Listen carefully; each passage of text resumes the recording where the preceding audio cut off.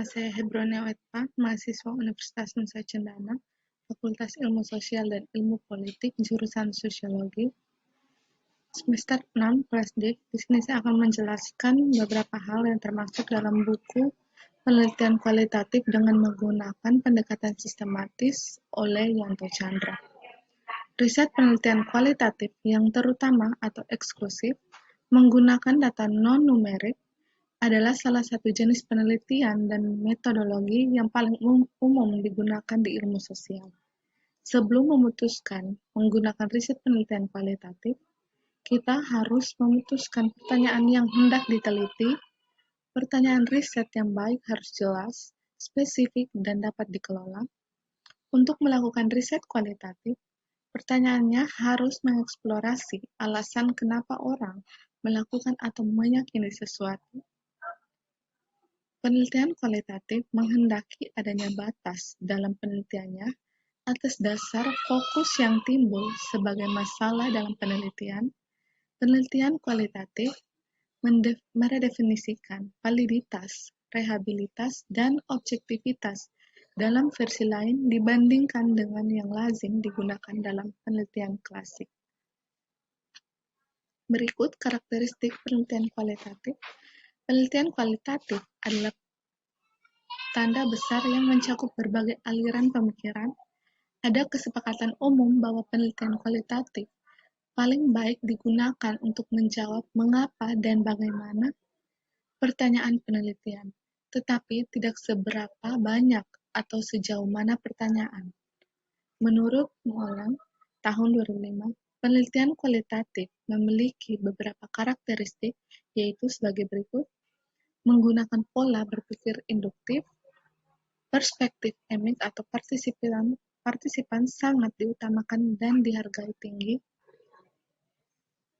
Penelitian kualitatif tidak menggunakan rancangan penelitian yang baku. Tujuan penelitian kualitatif adalah untuk memahami, mencari makna, untuk menemukan kebenaran, baik kebenaran empiris sensual dan empiris logis, subjek yang diteliti, data yang dikumpulkan, sumber data yang dibutuhkan, dan alat pengumpul data bisa berubah-ubah sesuai dengan kebutuhan. Pengumpulan data dilakukan atas dasar prinsip fenomenologis, yaitu dengan memahami secara mendalam gejala atau fenomena yang dihadapi. Peneliti berfungsi pula sebagai alat pengumpul data, sehingga keberadaannya tidak terpisahkan dengan apa yang diteliti. Analisis data dapat dilakukan selama penelitian sedang atau telah berlangsung. Hasil penelitian berupa deskripsi dan interpretasi dalam konteks waktu serta situasi tertentu. Yang berikutnya itu paradigma penelitian kualitatif. Penelitian kualitatif merupakan salah satu suatu model penelitian yang bersifat humanistik, di mana manusia dalam penelitian ini ditempatkan sebagai subjek utama dalam suatu peristiwa sosial. Dalam hal ini, hakikat manusia sebagai subjek memiliki kebebasan berpikir dan menentukan pilihan atas dasar budaya dan sistem. Selanjutnya itu riset kualitatif berbantuan komputer.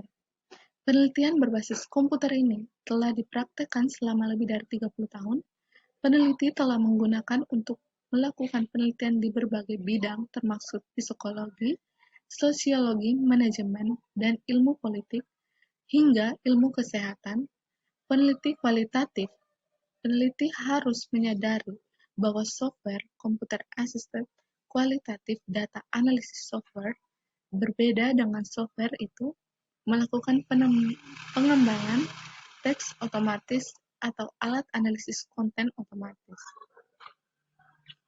Di bawah ini adalah beberapa alasan penting untuk menggunakan perangkat lunak, komputer assisted kualitatif, data analisis software secara penelitian kualitatif. Yang pertama, ini meningkatkan transparansi dan oleh karena itu dapat dipercaya dari suatu penelitian kualitatif melalui keluaran kode yang terlihat dan dapat dibagikan. Yang kedua, meningkatkan efisiensi proses pengkodean, pembuatan dan pelabelan kode, mengubah atau memberi label ulang, atau menghapus kode, dan dalam membandingkan kode. Yang berikutnya, ini memungkinkan pengkodean yang lebih halus atau pengkodean baris demi baris. Selanjutnya, ini mendukung tingkat analisis yang lebih dalam daripada yang dimungkinkan dengan pengkodean manual. Ini memfasilitasi pengkodean ke berbagai kategori dan eksplorasi data yang lebih dalam. Ini memungkinkan peneliti untuk memeriksa konsistensi pengkodean.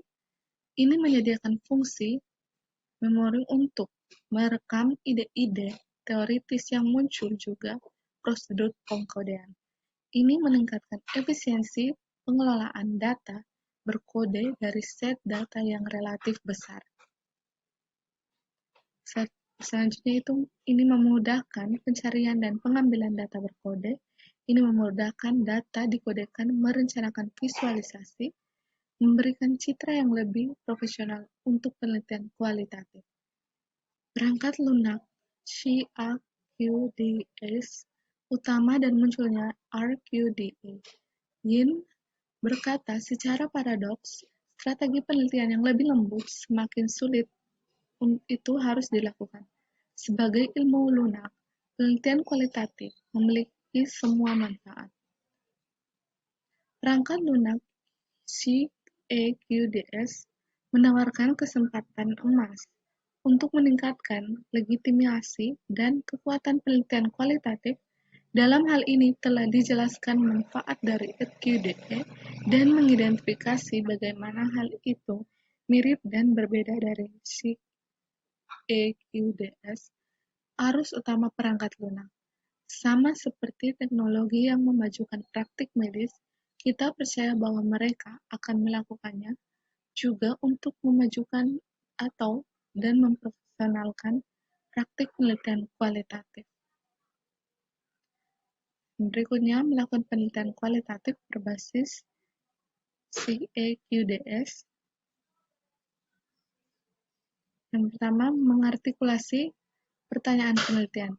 Sebagai pendekatan praktik terbaik untuk penelitian, seseorang harus memulai studi kualitatif dengan bertanya. Membuat pertanyaan penelitian yang jelas, berguna dan bermakna ini diperlukan tidak hanya karena pembaca sering mencarinya, tetapi juga karena untuk mengartikulasikan pertanyaan penelitian antara lain. Yang pertama, membantu peneliti untuk tetap fokus dalam menjawab suatu pertanyaan menyeluruh, terutama mengingat sifat penelitian kualitatif yang berantakan dan panjang. Dan yang kedua, memudahkan reviewer dan editor jurnal untuk segera memahami makalah kualitatif dan menghemat waktu dalam memeriksa apakah naskah telah menjawab pertanyaan yang diajukan. Hal yang harus diperhatikan dalam penelitian ini antara lain, yang pertama, mengartikulasikan pertanyaan penelitian. Kedua, melakukan tinjauan pustaka awal. Ketiga, pemilihan sampel. Keempat, membuat protokol wawancara. Kelima, koleksi data perilaku. Keempat, hal and form, data analisis persiapan analitik data. Yang ketujuh, mengumpulkan data. Yang kedelapan, menganalisis data. Dan kesembilan, meringkas temuan dengan teori. Yang selanjutnya itu gambaran umum R. R adalah program bahasa dan perangkat lunak gratis untuk komputasi, statistik, dan grafik. Sebagai ilmuwan sosial, kita tentunya sudah akrab dengan paket statistik seperti SPSS, SAS, dan Stata. R adalah alternatif yang ampuh untuk tradisional ini, karena paket statistik memungkinkan pengguna untuk mendistribusikan, mempelajari, mengubah, dan meningkatkan perangkat lunak di bawah GNU, yaitu General Public Domain Free Software Foundation License. Selanjutnya, 4 keunggulan utama R antara lain. Yang pertama yaitu open source R, gratis dan open source. Yang kedua, pemrograman statistik R. Yang ketiga, paket R. Dan keempat yaitu R community. Demikian penjelasan saya. Terima kasih.